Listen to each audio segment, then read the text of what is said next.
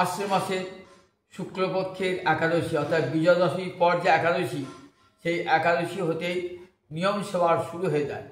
এই নিয়ম সেবাটি চাতুর্মাস্য ব্রতের অন্তর্গত।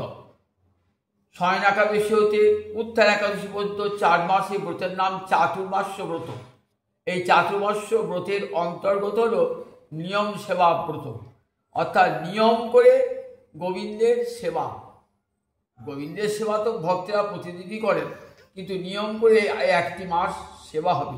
প্রতিদিন দামোদরাষ্টকম পাঠ, নমামিশ্বরং সচ্চন্দ্ররূপং রসৎকুণ্ডলং গোকুলে বিরাজমানং যশোদাভিয়াবলুখলা ধাবমানং পরামিষ্টমোত্তং ততদূত্ত গোপ্পা।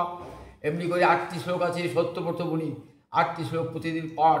সন্ধ্যাবেলায় জয় রাধা দামোদর, জয় রাধা দামোদর, জয় রাধা দামোদর কীর্তন, আর গোপাল সহস্র নাম স্তোত্র পাঠ, বিষ্ণু সহস্র নাম পাঠ, এগুলি নিয়ম করে করতে হবে। প্রতিদিন সন্ধ্যাবেলায় তুলসীতলায় দীপদান, গোবিন্দ মন্দিরে দীপদান, এবং অবসর সময়ে ভক্তগণের সঙ্গে হরিকথা শ্রবণ।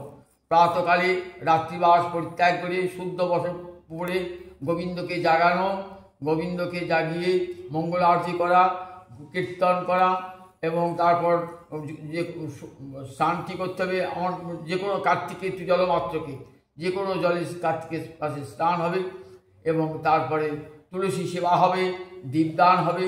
কার্তিক মাসে তুলসী সেবা একটি পরম পবিত্র কাজ। মহাপ্রসাদ জননী সর্বসৌভাগ্যবর্ধিনী আদি ব্যাধি হরা নিত্যং তুলসীদাং নমস্তুতে।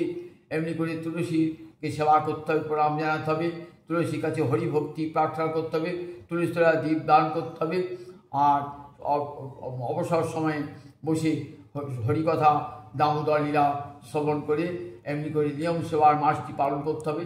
খাওয়া দাওয়া সম্বন্ধে কিছু নিয়ম আছে, কিন্তু মনে রাখবেন খাওয়া দাওয়ার উপরে নিয়মটি জোর না দিয়ে হরিভজনের উপর জোর দিতে হবে। নিয়মটি যেন হরিভজন করে যেন নিয়মটি পালন করতে পারি এই একটি মাস। কারণ এটি ওই কার্তিক ব্রতটি ওই 64 ভক্তি অঙ্গের একটি অঙ্গ। যেন রাধা দামোদর কৃত হন।